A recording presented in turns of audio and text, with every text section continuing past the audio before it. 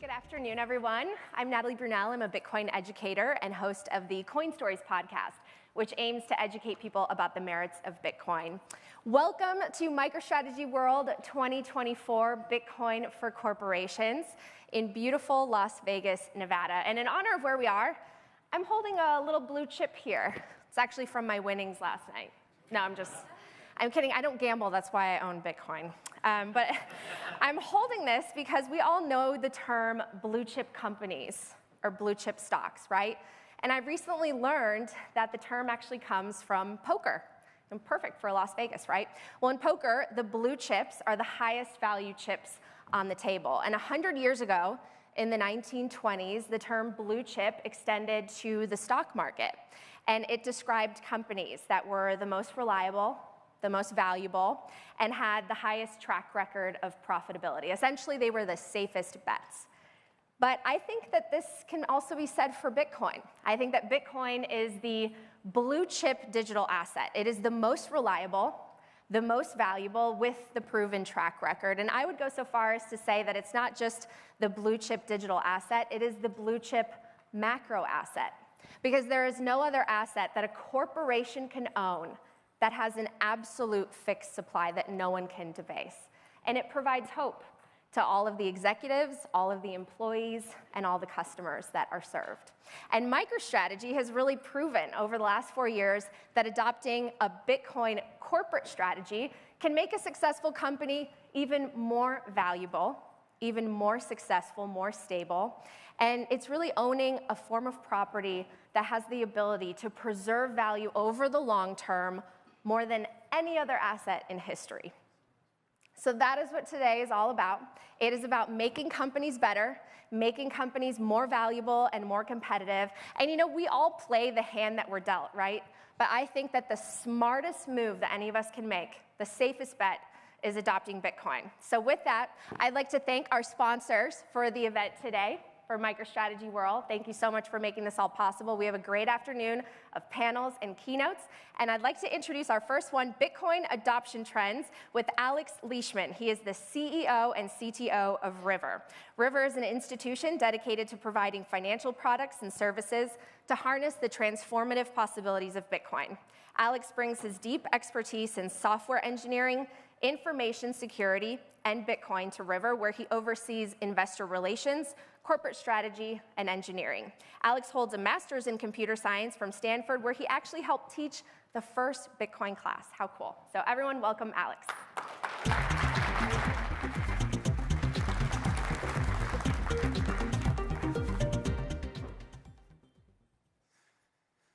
Hi, everybody. I'm Alex Leishman, the founder of River. At River, we make it very easy for individuals and businesses in the United States to buy, use, and secure Bitcoin.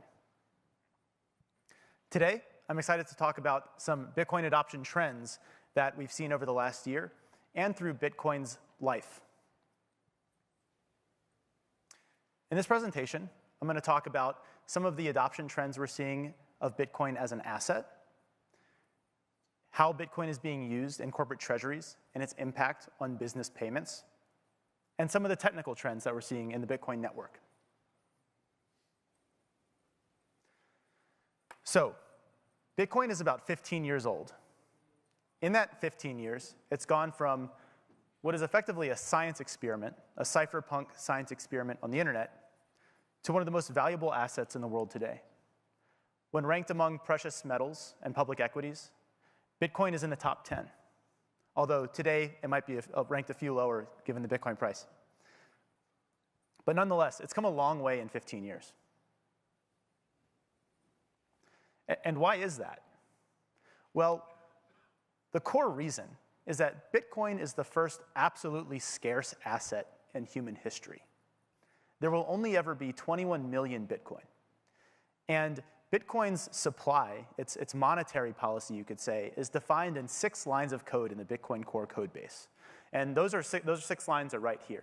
And for those of you who aren't programmers, what this code says is, in a very elegant way, when the Bitcoin network launches 15 years ago, every new Bitcoin block will reward 50 new Bitcoin to the person who mined it.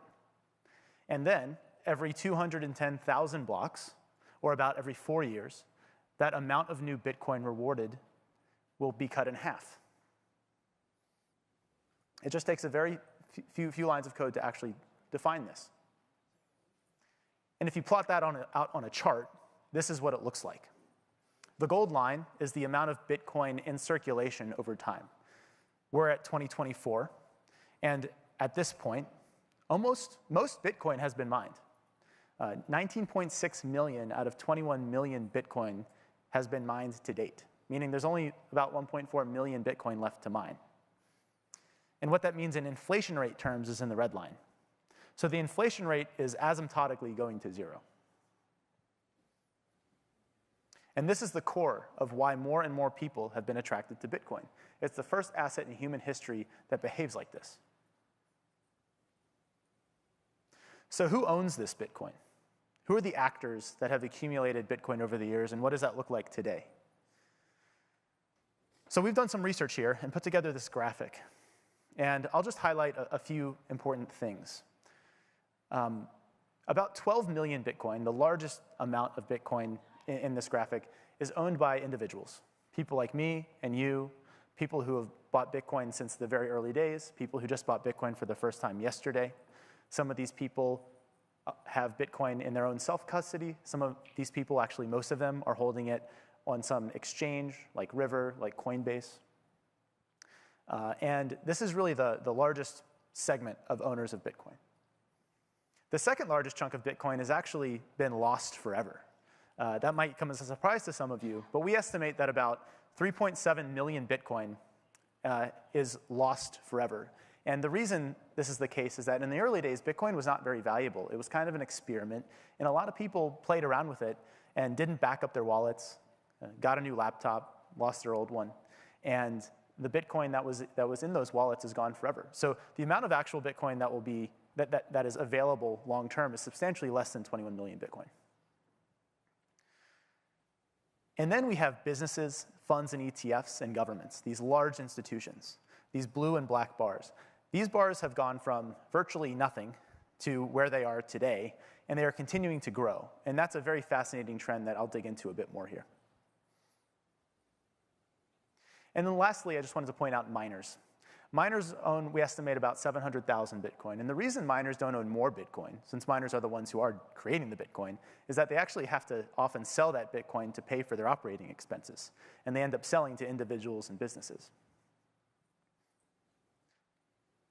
But since miners are the most upstream player in the Bitcoin space, let's talk about them first. Those are the people that create the new Bitcoin. So what have we seen in mining trends over the years? So this is a bar chart breaking down the types of miners and the amount of Bitcoin that these types of miners have ever mined over the whole history of the Bitcoin network. And something obviously stands out. The vast majority of Bitcoin in the last 15 years has been mined by solo miners, unknown players, hobbyists, people just running the mining software on their laptop. Because in the very early days, when the block reward was the highest, and it was the easiest to mine Bitcoin because not that many people were doing it. So lots of people were coming in and playing around. And then as people clued into the scarcity of this asset and it started getting more and more valuable, mining became increasingly competitive. People started pooling their hash rate together. And mining became a much more institutionalized sort of business. The mining operations became big institutional data centers. And over time, these pools started mining the Bitcoin. Pools like F2 Pool, Ant Pool, Foundry. Now, that's not very visible in this chart because this chart is Bitcoin denominated. But if we actually switch this chart around and plot the dollar value of Bitcoin ever mined, it shows a very different trend. The biggest miners today have mined the largest dollar value of Bitcoin over the years. The biggest players today in the Bitcoin mining space are Ant Pool, F2 Pool, Foundry, via BTC, names that some of you may recognize. They're getting increasingly large. And these players have mined tens of billions of dollars of Bitcoin. The pools themselves are the ones that are coordinating the hash rate, and then the actual mining operations pointing their hash rate at these pools are also becoming increasingly institutionalized. In fact, the largest mining operations in the world are now public companies in the United States. So we've seen a lot of institutionalization in mining. That's really the takeaway. And that trend is not slowing down.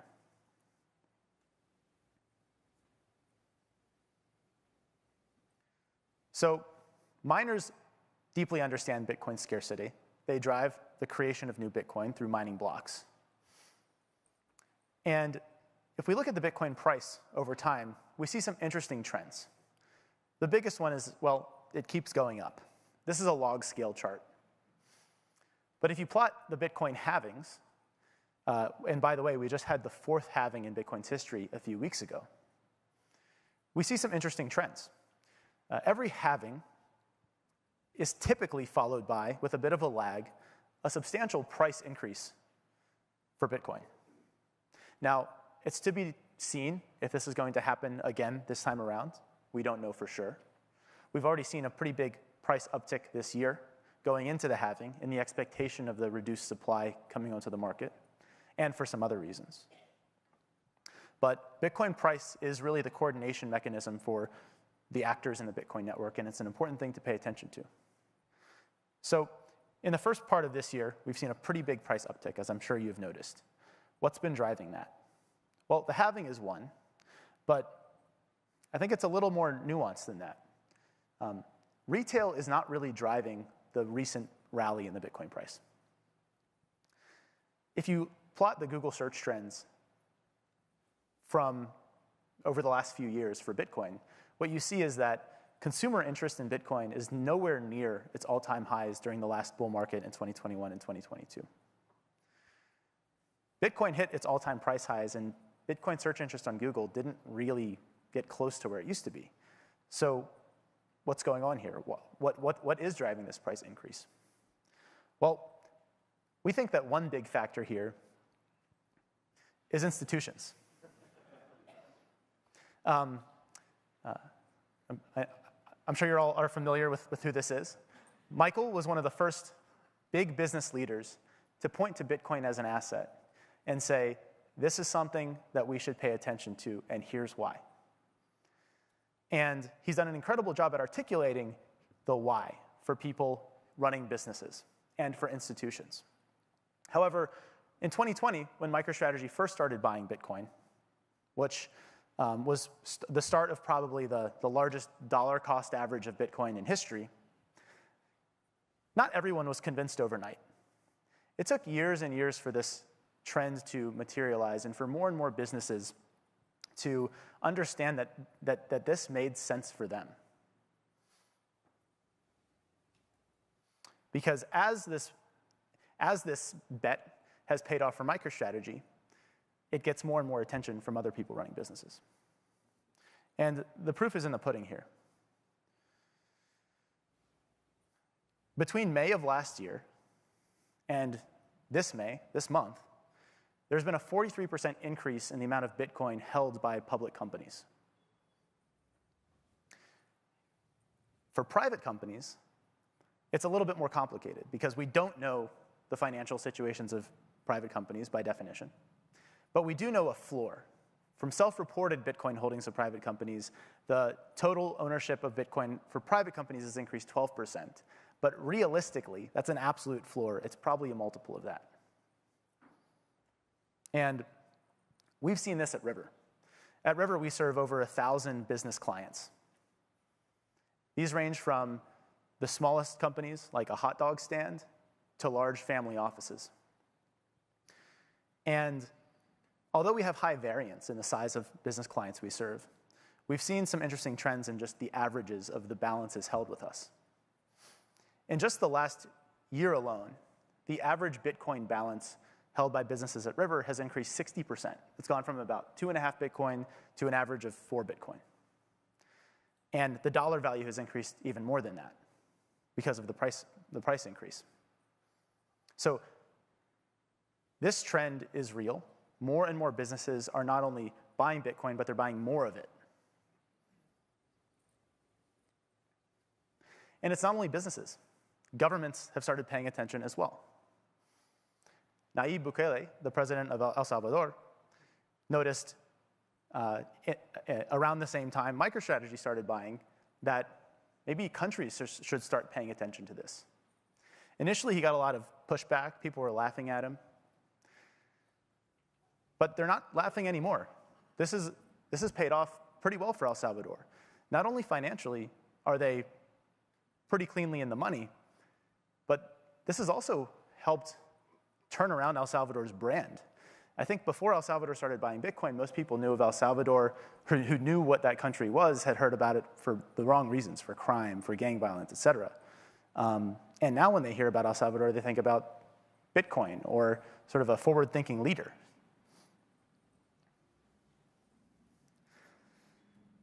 El Salvador got a lot of pushback from the United States for doing this as well. But I think the United States is now realizing, like, we have our own financial problems. And our own currency has some long-term rocks, some potential rockiness on the horizon. Both political parties don't agree on much, but what they do agree on is spending a lot of money. And our national debt is now rising by about $1 trillion every 100 days. And these numbers are so big, they don't really feel like they mean anything at this point. But I think for those who are students of economic history typically know sort of where this leads and why Bitcoin is something worth paying attention to.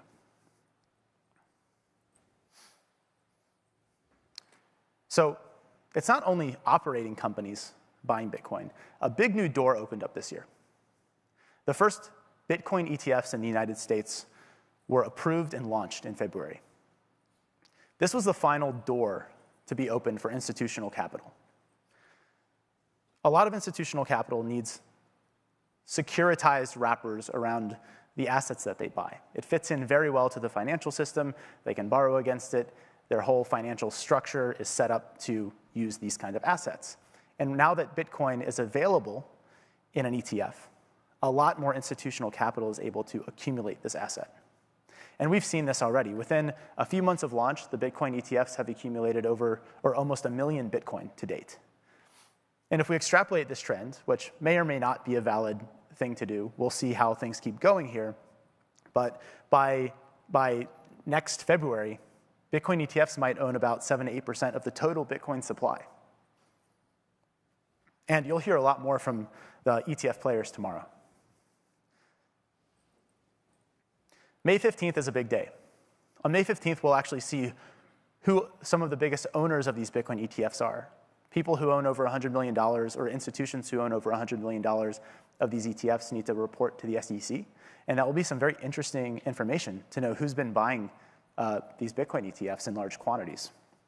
I've heard there will be some surprises. So definitely something to pay attention to is these blue bars, businesses and funds and ETFs. We think that the trend will continue, that these entities will keep buying Bitcoin from the individual holders. And this will be a big factor in the Bitcoin market over the year to come. So let's talk a little bit more about what it means to buy Bitcoin in a company. Like, if you're running a company, who's doing this and why, and what are the challenges? So in the early days of Bitcoin, you had people starting companies who were aficionados of Bitcoin, and it was typically the company itself was branded around Bitcoin. Maybe they were selling socks online for Bitcoin, or they were selling hardware. They were building hardware wallets for Bitcoin holders to self-custody their Bitcoin, and so they sold their hardware wallets for Bitcoin. Everything was somewhat niche and very focused. The business models were very focused on Bitcoin, and Bitcoin was more of a payments tool back then. Everyone was kind of like, I want to accept Bitcoin payments online, and that was the big driving force for a lot of Bitcoin adoption back then. But it was a very niche thing. And those were like the first companies that started actually holding and using Bitcoin. But it's hard to build these new companies, and there's a very small market. So that wasn't going to be sort of what led to Bitcoin's widespread adoption. And so now we're in a phase where the companies adopting Bitcoin are just normal operating companies. And we're finally getting over this hump of sort of the challenges and the reasons that they weren't adopting Bitcoin before. It was difficult to prioritize Bitcoin on their roadmap, and it was hard to update their legacy systems. These challenges are increasingly being solved. And companies like MicroStrategy have helped set the framework and showed business leaders how they can do this in a relatively straightforward and easy way. Additionally, a big trend that we're seeing is the quote-unquote normal companies buying Bitcoin are typically operated by somebody who personally believes in Bitcoin. And so as more individuals start believing in Bitcoin and buying Bitcoin for themselves, their next logical step is to buy Bitcoin for their businesses. And so because they're a business leader, they're able to push through some of these challenges that come with adopting Bitcoin for a company. And they're almost always adopting Bitcoin as a treasury asset. Sometimes they want to use Bitcoin for payments, but we've really seen that the product market fit for Bitcoin for most business clients has been as a treasury asset. And the interest in using it as a payments, as a mean of online payments is a much smaller segment of the market. And then the biggest addressable market, the vast majority of companies still don't have Bitcoin today. And there's a lot of reasons for that, but a big one is there's a lot of company politics that block putting Bitcoin in your balance sheet. And so if your company today is not run by sort of an orange-pilled, you could call it founder or dictator, it can be quite tricky to get anything to happen with Bitcoin. And that's the next step. That's the next wave of companies that will inevitably adopt Bitcoin as it becomes more normalized, as it becomes easier, and as it becomes less of a sort of political fight at a company because it becomes the obvious thing to do with your treasury.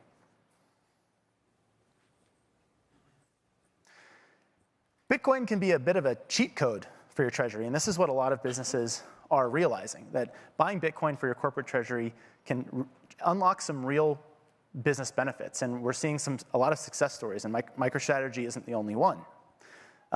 There's a soccer club in England, in Bedford, England, that has been buying Bitcoin for years now, and that has led to a substantial increase in the value of their treasury. They've used that money to buy better players. And for those of you who know the British soccer system, there's all these tiers of leagues. They started in the bottom league, and they've since moved up a number of leagues because they had more resources to buy better players, have better equipment, have better trainers, et cetera. And their goal is to eventually get to the top league, the Premier League. And so recently, the Winklevoss twins actually just invested further in this Bitcoin soccer team to help accelerate this trajectory. And at River, we walk the walk. Over half of our own corporate treasury is in Bitcoin. And this has helped us in a number of ways. It's substantially grown the value of our treasury. We have more resources as a company. It's also diversified our treasury away from cash, and it helps insulate us from risks in the traditional banking system, which you might not think about day in and day out, but sometimes it does come in handy. There were about 5 banks that failed last year. So having a 24/7 liquid asset on your balance sheet that's completely decoupled from those risks can be compelling. And long term, because we obviously believe in its long-term success and growth, this will just end up creating long-term value for shareholders, as it has at MicroStrategy. So an interesting trend we've seen is that the old way for businesses to adopt Bitcoin, as I mentioned, was you run an existing business or you sell something online, and then you go, let me accept Bitcoin payments. That was kind of like the old, early Bitcoin way of getting into Bitcoin as a business. We're seeing that actually getting flipped on its head. And businesses today are saying, well, Bitcoin for payments, that might be interesting, but actually what I'm really interested in is buying Bitcoin for my treasury. And then they start wondering, okay, should we do more with this thing? We have this Bitcoin in our treasury. Should we be using this for payments? Or should we be accepting Bitcoin payments since we already have it on our treasury? Why not accept Bitcoin payments for goods or services? And while there isn't a ton of activity here yet, there's a pretty big opportunity. If you break payments down, if you break down global cross-border payments by category, pretty much everything is a rounding error in comparison to B2B payments. So B2B payments is basically all international payments.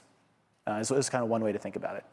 So you could imagine a future where if most companies in the world have Bitcoin on their treasury, it becomes sort of an interesting thing to ask, well, will they just start making international payments in Bitcoin, given that international wires can be pretty hairy sometimes. So this is just an interesting trend I think worth paying attention to. Another example of how this paradigm of treasury-first Bitcoin versus payments-first Bitcoin is really what is being adopted right now is what Square just rolled out a few days ago. So Square made it very easy. They launched this last week. They made it very easy for merchants who are Square merchants who accept, coffee shop accepts credit card payments with a Square terminal to automatically convert some of their revenues into Bitcoin. And what's interesting is what they didn't ship was the ability to accept Bitcoin payments. They shipped the ability to convert their dollar payments into Bitcoin. And I think that actually says a lot about where companies and business leaders are thinking right now as it relates to Bitcoin. It's really all about the balance sheet at the moment. Now, Bitcoin payments has been seeing a lot of advancements, though, in the technology that could make Bitcoin more and more suitable as this medium of exchange, as this payment technology. The Lightning Network, which last year's conference discussed a lot about, if you were here last year, we went very deep into the Lightning Network. But for those of you who aren't familiar with it, just to give you a high-level summary, the Bitcoin blockchain is kind of like the Federal Reserve. It's slow. It's for sending large amounts of money. The Lightning Network is like a decentralized version of Visa. It's for smaller and faster payments.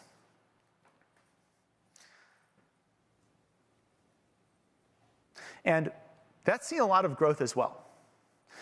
In the 2 years between August 2021 and August 2023, we estimate that there was about a 1,200% increase in the number of monthly payments on the Lightning Network. We haven't yet run the data for this year, but we'll be launching another Lightning report, which we do annually at the end of this year as well, so stay tuned for that. But the number of small Bitcoin payments being used for various reasons, sometimes it's commerce, sometimes it's peer-to-peer, sometimes it's online gaming, it is seeing healthy growth, but the value of those transactions are typically pretty small. The Bitcoin blockchain is capped at how many transactions it can process a day. And the gray chart here shows the average number of transactions per day of the Bitcoin blockchain. And the gold shows the transactions per day of the Lightning Network. And the Lightning Network transaction numbers, by the way, they're our own estimate. They're a conservative floor. The number is actually probably higher. So the Lightning Network is really unlocking more transactions that can happen in Bitcoin at all. And the jury's still out about how big this is going to be. It's pretty exciting to see the growth. But I think really sort of one observation that we've had is while commerce with Bitcoin is a really cool idea, people still mostly want to use dollars for that. And so something interesting happening is that the Lightning Network is going to become multi-asset. You're going to be able to transact dollars on the Lightning Network as well. So that's another trend worth paying attention to. And if you want to learn more about the Lightning Network or some of the trends we're seeing, we have a report. Just Google River Lightning Report, and it'll probably be the first result. You can download it really easily. So what's the end goal with sort of all of this work happening on Bitcoin technologically? Like, why are we doing this? What's the point?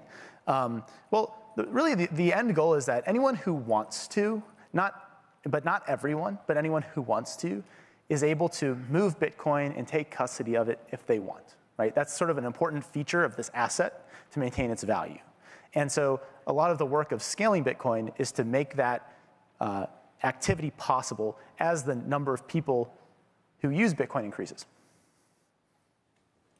So there's all sorts of interesting work being done right now to unlock things like this in the future. And the cool thing about these is almost all of them require no changes to the Bitcoin protocol. There are all these layers built on top of Bitcoin so that you can experiment in a much less risky way off-chain, just like the Lightning Network, to figure out what else you can do with Bitcoin. And there's been a lot of progress in some of these ideas and developments. And so these are just some concepts and buzzwords you could say to pay attention to if you're interested in looking more into this. So how are these new projects doing this? What are they using? How does it not touch or change the Bitcoin blockchain? Well, when the Bitcoin blockchain has this programming language, it's very simple. It's called Bitcoin script. And while it's very simple, over the years, more and more people have realized there's more and more we can be doing with this thing that nobody had noticed before. And so that's really the big theme this year, is that there's been a lot of smart people paying more attention to this and realizing there's more that we can do with this Bitcoin script than we thought we could. And these explorations come down to how do we increase Bitcoin's scalability, utility, and privacy without making it more centralized over time. There's a Bitcoin script event happening in Austin right now. So if you want a list of like technical topics to Google, this is one. I'll publish the slides later so you guys can look it up. And changes to Bitcoin. Bitcoin is a very conservative project. Changes happen very slowly, and they should. One of the most recent changes to Bitcoin was called SegWit. And SegWit was shipped in 2017. It was a change to Bitcoin that made transactions less malleable. There were all these sort of like issues that Bitcoin transactions had if you wanted to use them for accounting and things like this. And SegWit addressed a lot of those issues. But it was actually only until this year that the usage of this change actually hit near 100%. And I say this is a good thing, actually. Bitcoin should move very slowly. And so it is sort of worth, this is just a property of the project worth understanding. And so 2024, to wrap it up, marks a new era in Bitcoin's existence. As an asset, institutional ownership of Bitcoin is now mainstream. That's really the takeaway. This year, I think, marks the first year where we can say with 100% certainty, institutional ownership of Bitcoin is normal. And the door is open. And the technology is also advancing. There's a lot of interest in Bitcoin as a technology, and Bitcoin script, and experimenting with future ways that we can use Bitcoin. The work on that needs to start now because it could take decades for any of this to even be realized. And so 2024, from both the economic perspective and both the technical perspective, is a foundational year for Bitcoin. And I'm really excited to see what happens next. That's it. Thank you.